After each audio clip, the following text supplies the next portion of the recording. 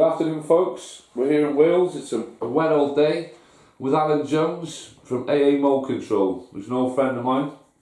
We've had a lot of you asking questions about moles and mole traps.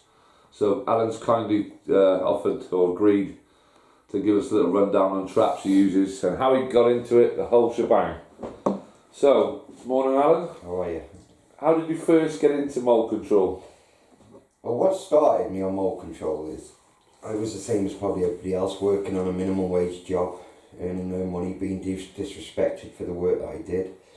I was coming home, it was causing problems at home because I was always in a bad mood, having gaffers, being told what to do and just not having respect.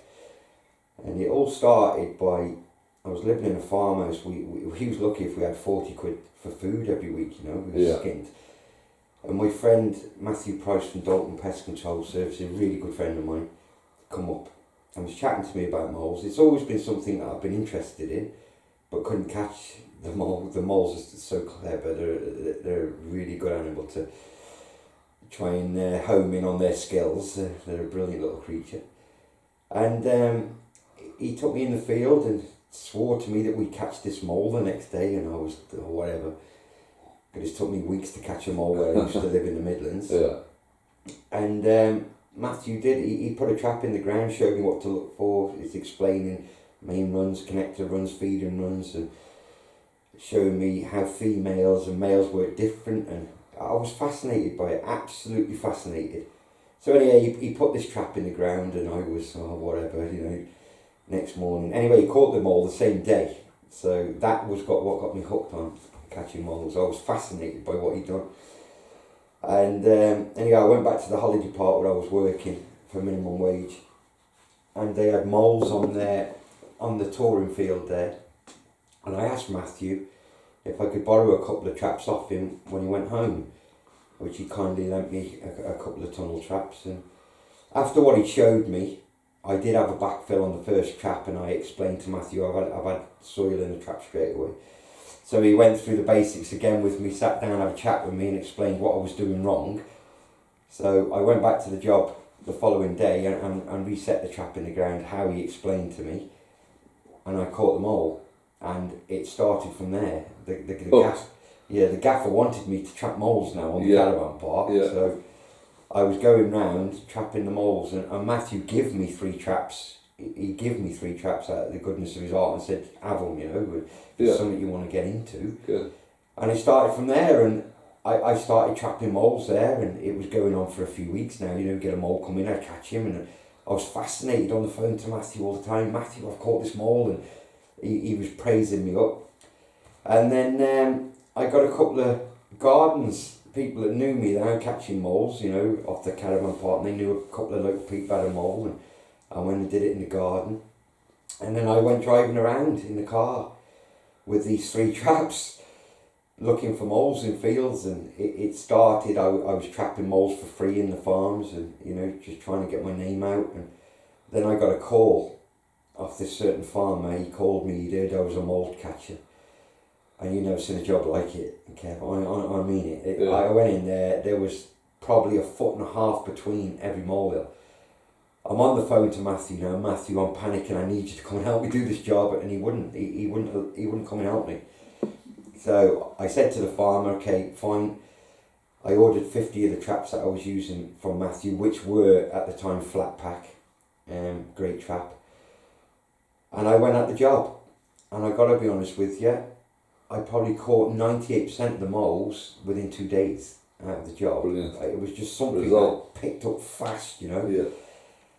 And I was explaining to Matthew, and it just started from there. I went and bought a cheap 4x4 to go around. I was still doing my minimum wage job, so on weekends we was taking my boy to boxing, checking the traps in the dark with my headlight, because I needed the traps for the next job now in case somebody else phoned. Spread it around. Yeah, but my first year I had 3 farms. I did 3 farms in 12 months, so I had all the time in the world to keep going back, and they chain arrow and Alan, you've missed a couple, and I'd go back, and it just started from there. You know, I did 3 jobs first year. With the money, I put the money towards a 4x4, and so I had something to go around the fields in.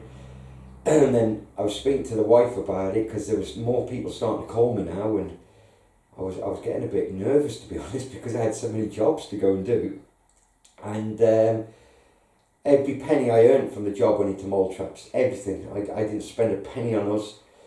It all went into mole traps. To try and get the amount of traps you had up. Yeah. To cover all the jobs that were coming in, so you instantly had to expand. Yeah, so I went from 3 traps to 50 traps. Within the 12 months I went to 100 traps, which, because I was unexperienced in catching moles, it was taking me a long time to catch them. It was probably taking me a week to do a 400 acre farm, probably the same as what it takes anybody else. But it comes to the backfills, a lot of it I learnt myself. It was just, I was so mad for moles. I was lying in bed thinking of things, what I could do and easier ways to catch the mole, because they're so, unless you've tried to catch moles, you don't understand how clever the mole is. Once he fills a trap, it's a different ball game. But I was getting onto the Facebook groups then and joined a couple of moling groups and getting little tips off people. But what Matthew had taught me, they couldn't teach me no more. No. The man is a legend in my eyes, I mean, it's not just because he's a good friend that I'm talking about, Matthew. Yeah. He got me into something that took me from having my own business and not having a gaffer was the main part. I still got the wife that really gives me a bit of earache now and again, but he started me, and it got to the stage when the following year my name was flying around now, because there's mole catchers in the area, but they're not very good, and my name was flying out. And we started on the next year. Then the regular customers phoned me and they'd give my number out, and it got to the stage where I was going from 3 farms a year to 15 farms a year. And this year that's just gone now, I've just done in 5 months 63 farms. So brilliant. It gives you a role. Yeah, hard work. On where it started. I've been doing it for 10 years now. I've been catching moles all my life, trying to catch moles all my life, but in the last 10 years, from going on the course with Matthew, it's changed my world, it's changed my life. The money, you can't just go out in the fields. I was explaining to Bats the other day at the game fair, he was talking to me about moles. You can't just go out into the field and think you're going to earn thousands of pounds. It don't work like that. You've got to be dedicated in your head. The faster you put traps in, the more money you earn.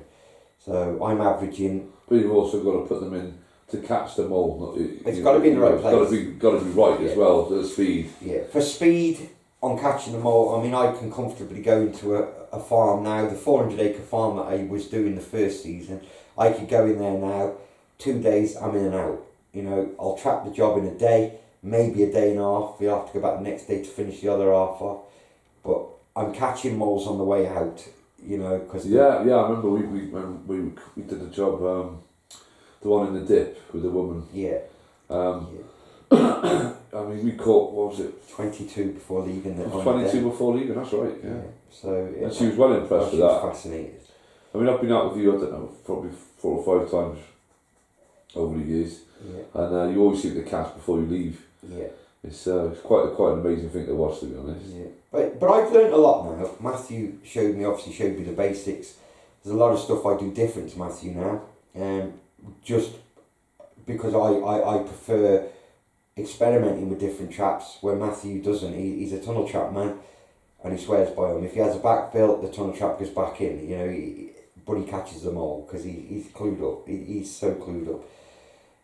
I do ask Matthew in the season, if I've got too much on and Matthew goes a little bit quieter in the area, he's my number one call. I call him, he comes and helps me. And we're clearing farms where it normally takes me 2 days. A day we're in and out, because I'm averaging 160, sometimes 180 traps a day in the ground. Matthew's putting 300 traps a day in the ground. That's unreal. He's a machine. I've explained to so many people, they say about me, well, you've seen how quick I am putting traps in you because you were setting traps for me. That's right. But Matthew, he's I couldn't keep up with you. Yeah. Not a chance. You've got to come out in the field with Matthew to understand. Yeah. He's a machine. He's a cracking kid, real good friend. He'd do anything to help you. There's been times when he's had so much work on and he's still coming out me. He's a brilliant lad. He's done a lot of fox controlling in the area for me. But I can't say no more about him. Good friend. He'll help me do anything. If he needs help, I'll go down and help him if I'm not busy. But that's where it all started from. That's where the world of moulding for me started from. You know, and what I like about Matthew, I like to share my stuff on Facebook. I got a lot of people that follow me on Facebook. I got my own mole catching group, which is Mold Control. I put all my pictures on because I'm proud of what I catch. Matthew's a different person. He doesn't show off what he catches. No. He knows what he can do. He doesn't need to boast to the world what he's about. Yeah. He's a private man, and it's just Each how he their runs. own. Yeah, it's just how he runs. You know, people speak to Matthew. He's quiet, and you know he gets on with everybody, but he just switches off on his pest control. It's work to him. When work's on, work's on. When work's off, he don't want to talk about work. You know, and he don't want to keep going on about it when he finishes. Because he goes out at 5, 6 in the morning. I've known him going out. He's not back till 10 o'clock at night. Yeah. But it's the same thing with the moulding. Don't start moulding thinking, oh, I'm going to get into moulding and earn an absolute fortune. I go out in the mornings, break a light some mornings, I'm not back till dark, you know. So when you come into May, it's not dark till 10 o'clock. Yeah. You know, I'm out at 4 in the morning, I'm not back till 10 at night. But when does your season run from? Well, I normally start, November time is when I start. As you can tell in the fields now, there's no moles about, but start coming to October, November, you know, you'll start seeing signs then. December, I'm starting to get a lot of calls then. Yeah. But you try and explain to the farmers, phone me early if you want me in, but they don't. They phone you at the end of May and June, which I'm already, once people book me in the book, they put me in the book, you know, they phone me, I put them in my book, sorry, and I work by the book then. So if you don't call, I'm not doing you. I tell them all, and then they phone me in May. Either in or out. Yeah, complaining, oh, I've got to get the sided shut off, but you know, and I've told them the year before, contact me early, and people will realise this. On working on farmland, it's hard work because everybody wants to try and wait as long as they can to get the sheep off, ready for shutting the fields off for fertiliser. I'm one man, I can't do it all on my own, you know. Yeah. It's just an impossibility. But I've got a few traps that I love. I've brought them in to explain to people. These traps here, I have off a company called Lodi. They're a flat bottom trap. They're just a cheap trap, but they catch moles. They're really good. But it's a thing with people setting traps as well. I watch people in the fields, they're trying to hold this hook down and fold over. There's a simple way to make it faster for you. You just press the ring down, flick the trigger over, control your finger, it's done. So, you know, the speed you can set a trap in the field, it's done. It's in the ground, you're ready to go to your next one. I like to bend my triggers back a little bit. A lot of people have their triggers forward here. A lot of people have them straight. I like to come back in a little bit, my own choice. It hits them all right around the rib cage. It's an instant death. But I was having these traps off Lodi. I mean, they're rusting a bit now, so they've done 2 seasons. But I got a good friend on the internet. I'll explain his traps in a minute. I have a lot of traps off him. He's just in the process of having a tunnel trap. He sent it to me on demo, and I got to be honest with you, if he gets this tunnel trap that I've been trialling, it's all I'm going to use. I won't be using any other trap on the tunnel side. It's been a great trap. I'm not knocking the company. Stacey Lodi's company is a brilliant company, and their traps work really well. They've done me proud. I don't use flat pack. They're stainless steel barrels on the flat pack. I don't use them because of the cost. I think I'm paying £2 a trap for these. For the stainless steel ones, it's £6 a trap. So that's the only reason that puts me off. But flat pack in quality are the best quality trap on the market. They're really good. But I like the cost, the amount of seasons I get, and the amount of traps that you lose. You will realise. I mean, Matthew from Dog Pest Soul Services now has had to buy more traps because somebody jumped the fence and stole all his traps out of the field, which is criminal. You know, for people that are trying to earn a living, it's disgusting that somebody jump the field and do that. The markers are by Paul Stamford again. Cracking markers. I've had these markers for 3 years now. They don't fade, they don't bend, they're really good. I always put my marker in my trap and release it. So it's basically on the trap all the time. So when I go to the mole So you never forget the marker. Yeah, I open the mole run up, pull my marker in the ground, press my ring down, set my trap, it's in. so it's all in one go. And same again, when I pull it out, if the mole's in that side, I'll put the marker in the opposite side. I can carry 20, 30 traps just by the markers in my hand. And the markers off Paul are absolutely brilliant. They've done me well, you know, and I've saved losing a lot of traps because of them, because of how bright they are. So, absolutely brilliant markers. Recommended from Paul. Same again. These are called the Petange. They're a French trap designed in France. They've been out for a long time now. I never bothered with them. I didn't like them. I first started using them, they were a bit tricky. But now I've gotten into them. I really like them. They're good for, you know, football pitches, schools. I've just done a children's nursery where they've got to go under the ground. You don't want people seeing them. You don't need to have the markers poking out, because I use half a markers which go through the ring, and I push them down in the floor so they're all under the ground, and I could just see the tip sticking out. People use sheet marker and paints on the grass. I don't like to use it, but it's a simple way. I like to set it close on an inch from the end of the jaw. Now this trap is fascinating because you can go in flat ways, you can go in sideways. If you've got a really tricky mole, you can go upside down. So either way, he's coming to the trigger. And a friend of mine, Eddie Jones, he sets them in sideways. He likes the mole to try and squeeze down the side of the trigger. I mean, I always go in this way because I like the mole to go over the trigger, but I have, and I'm not going to lie, I have used Eddie's technique. He learnt it himself, and I have learnt it. I've gone in sideways and caught the moles that I couldn't catch. But again, Paul Stamford, amazing trap. He's the main supplier. There's a lot of copies in the country at the minute that are going around. So I suggest, if you're going to buy any Petange mole traps, Paul Stamford, we will put a link on to Paul. They're genuine. They never go weak. They rust, but rust is a good thing, because when they come, they're really tricky. I never clean mine. People clean the inside of the jaws on theirs. I never clean them, and I always catch the mole. If I was to go and put this on a mole run now, I guarantee you 1,000,000% I will catch that mole the next day in this trap. But I say the mole comes through, he pushes the trigger, the catch trigger down. When his body starts running across, it's got him. And I can't explain the power in this trap. It's just, you can't open them with your fingers. They're so strong. That's why you have the tool. Yeah, well, it's smashed the stick. Like, they're instant kill. You can't set them by hand. You've got to have the tool. But another suggestion, another thing to say to you is, don't buy the setting tool. In my eyes, I use the pliers. You just put him in, twist him, open him.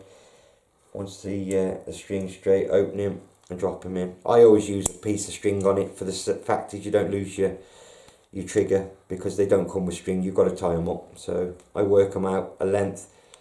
What a lot of people do is, if there's a bit of slack here, it's only because I'm so used to doing it, you can tie a knot into that, so the string's always tight where you want it, so you're always on your same setting every time. But they do come with a slight mark on them where it tells you to put your trigger when you buy them off Paul. But a lovely man, a great man to deal with. You order, you have no problems with him. His service, I've ordered stuff, it's there the next day, and he's absolutely fascinating bloke to deal with. Cracking kid. And the same again, Talpex. They do a genuine Talpex. They do a lot of copy Talpex. They do catch moles. I'm not going to lie, copies catch moles, but they lose their strength in the spring. Now these ones, again, I had them the same time as the Petange, Paul Stamford's traps. He's the only man I'll buy Talpex traps off. All down to the strength. The spring on this has been worked. You can see the trap's old now. It's done a lot of work, and it's earned me a lot of money. I run probably 40 or 50 of these off Paul. And how do they work? What happens is, you put them in the ground. I don't want to go too much into detail on it, because I've got a lot of people in my area that are watching this thing. But obviously you put them in the ground. The basics is, the mole comes through. As he's coming through and pushing, his back pushes the trigger up, sets the trap off, and it catches him, as you can see. And that's totally squashed my finger. The power of it is absolutely beyond. It will break your finger if it catches you off guard. So, as I didn't want to say it, but as Matthew from Dalton Pest Control last year was setting a Talpex trap on his lap, He set the trigger. As he bent it over and put the trigger on, it came off, and I'm not going to tell you where it caught him, but his boy George was black for 2 weeks. I've got grabbed on the boob. One grabbed me on the boob, and the pain is just phenomenal. So be really careful with them, because once they grip you, they grip you. Now this is the American trap line. A very expensive trap, if you ask me. Fiddly little thing.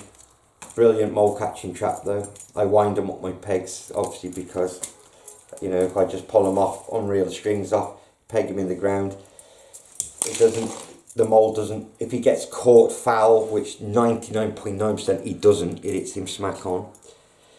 If it catches the mole foul, he can't pull the trap up the tunnel. And the same with the petanges. That's why I put the red markers through the ring, so it can't ever catch the mole. Pull him with, you know, I can deal with it. But tricky little trap. You have to undo the little spring off the back and fold these over. This is what took me off these to petange, because it's so much fiddling. You have to open the jaw, fold that little trigger in, that goes into that loop, wrap that round, your trap's ready to go, and it's on the stain. It's basically a petang but made in stainless steel. You know, when you look at the two traps together, it's sort of the similarities. Basic, yeah. But the mole comes along, as you know. Well, I can show you, because I've got one of my white moles here. So when you look at the the mole, the difference. This is the white mole, folks. Yeah, it catches him round the rib cage. Basically, it breaks the heart. You know, the cavity where the heart sits, and kills the mole pretty instant. But the power of these compared to the petangs is, I'd say these are like 4% power, where the petang's like 25% power. Right. If I was to put that petang on this frozen mole now, it would shatter its side still in strength. But same basics. Mole goes in, pushes that trigger, sets the trap off. So it's these jaws here that actually catch the mole in the jaw. But good trap, very expensive, because it's an American product. Obviously you've got to pay shipping fees and stuff on them. And so for people who don't know about white moles, what's the crack with white moles? They reckon, I've done a lot of research on a white mole. I know people. How many have you had now? Well, I got 4 in the bag here, but I'd give two people, because they wanted to practice their frozen, folks. Taxidermist. So obviously I backpacked them. I've opened this one up so people can see. As you can see, they're all white moles in there. I talked to, like, you're gonna have them done up? I'm having them done, yes. That's why I've backpacked them now. Yeah. I spoke to people about doing them. On the white mole scene, Matthew from Dalton Pest Control came down, and fair play, he caught a white mole in Aberystwyth. It must just be we've got a good stock rate around here.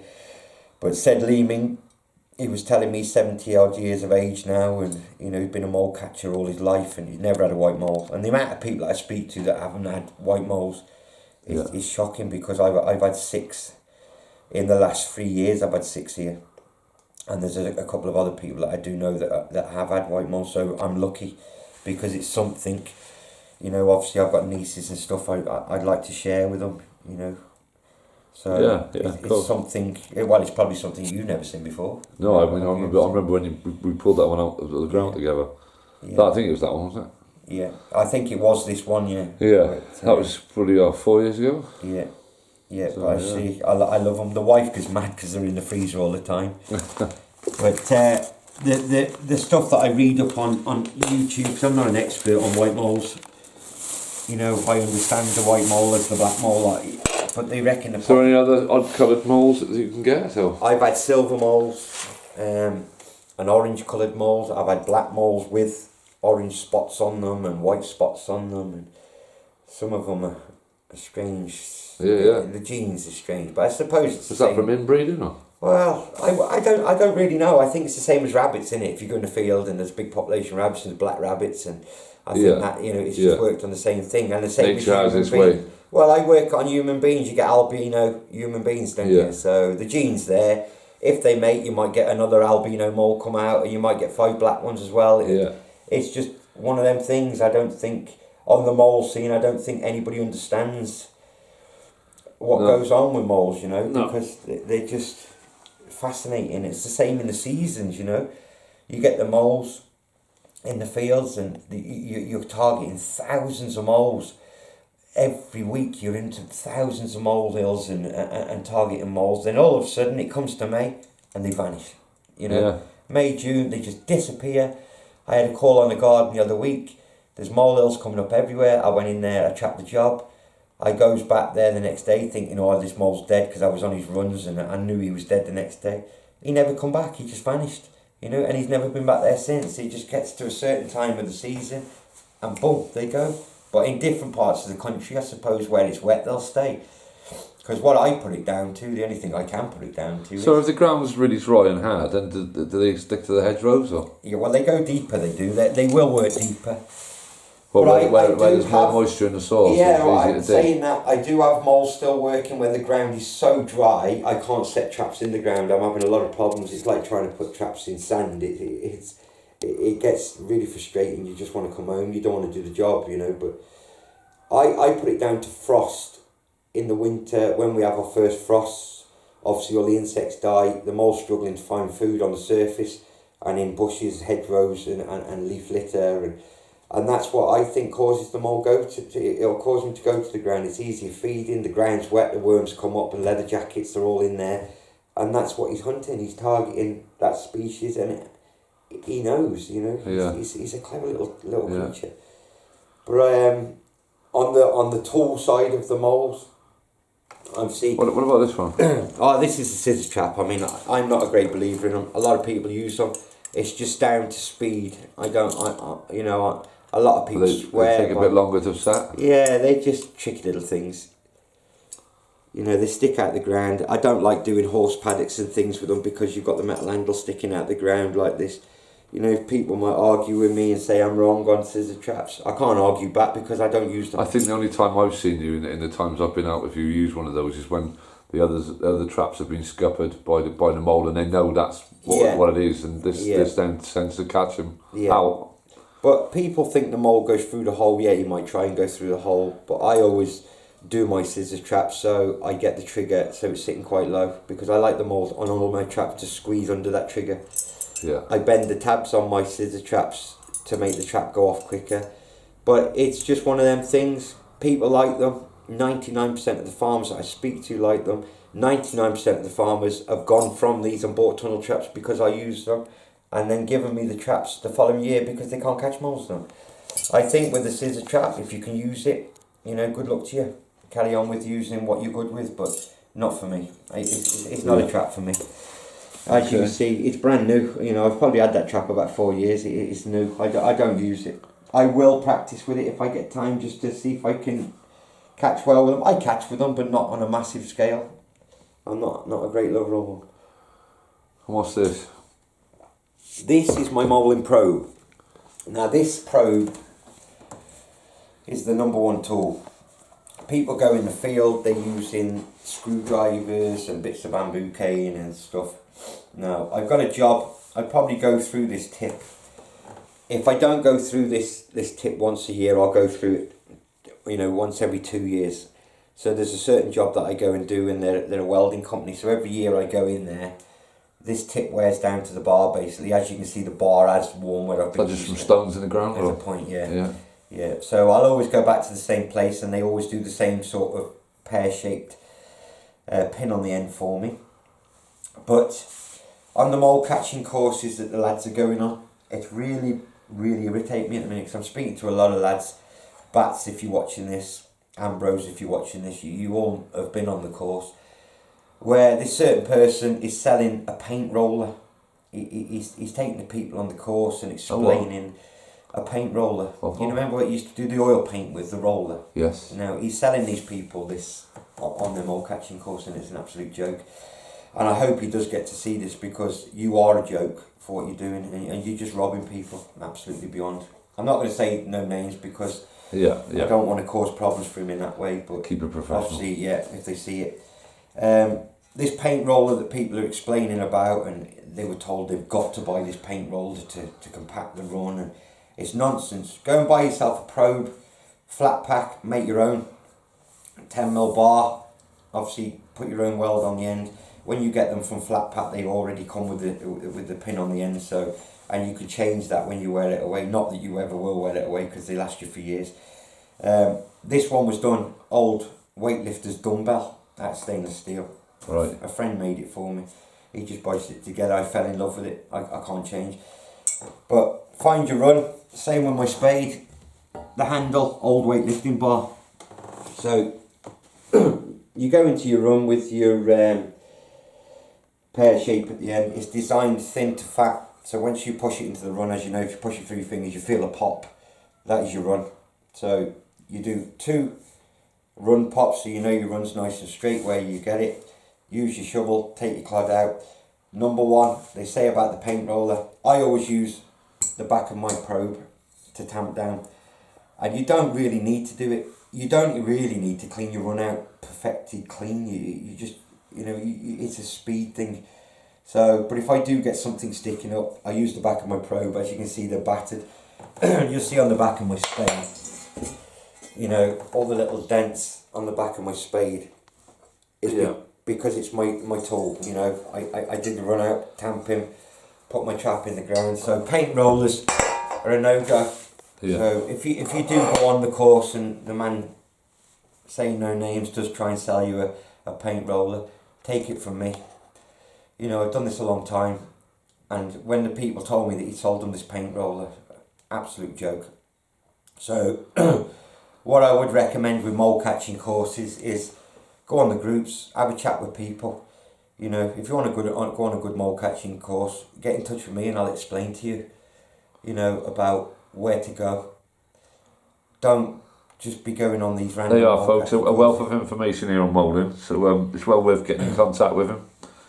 He's very civil, answer all your messages. Yeah, I know a lot of lads. I've spoke to a lot of lads through the catapult world as well. I meet a lot of lads on the hunting sites because we do all sorts of hunting, and I agree with country sports. And people come up to me, oh, Alan Jones, I watch you on Facebook, blah blah blah blah blah, and they go on about this mole catching course. I've done a mole catching course. When they explain to me the name of the people that I know to them straight away. You didn't buy a paint roller. I'm laughing and joking with them. You didn't buy a paint roller.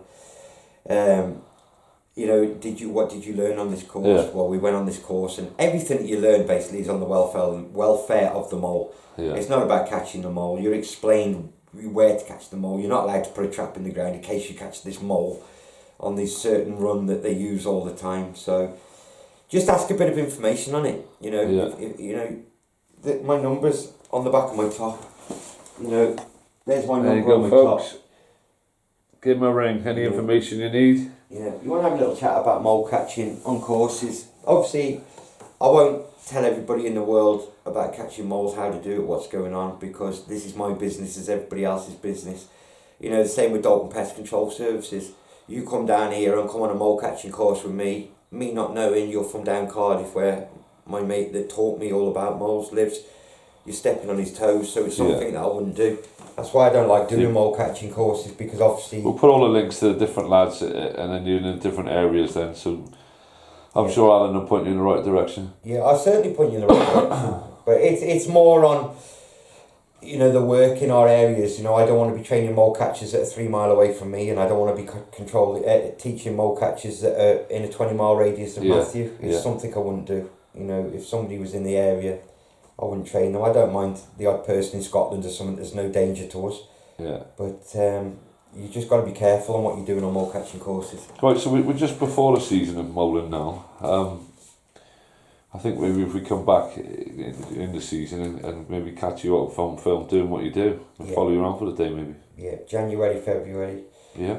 It's manic. But it's one of them things I can't speak on camera, as you've been with me. Yeah. Once I get into the zone, you got to switch off. I'll just have to film you from afar. Yeah, so I went on one job 2 years ago. I did a job, and I had 308 moles in 3 days. So that's the sort of average you can get on a good farm. We'll stick a couple of photos at the end there. Yeah, we'll put it's a shame because 90% of my photos are in my old phone that I dropped and smashed. It's all frozen, so I can't get them out. But I have got some good pictures on there. Okay. But any pest control problems, as I say, contact Dalton Pest Control Services. Have a chat with him, cracking kid. He's on the groups. And he's based in? He's in Cardiff. Cardiff. Yeah. So, but look for Matthew Price on the groups. And we'll put a link in the description and probably put a little flicker up on here now. Yeah, but everybody that wanted to know where I was, you know, where I learnt the mole catching from, the mole catching scene, you know my story on it. But I say, Matthew Price, belting lad, taught me everything I know. Good boy. Alright then. Is that it? Yeah, we're all done. Right then, folks, that was Alan Jones, AA Mole Control. Thank you. Cheers.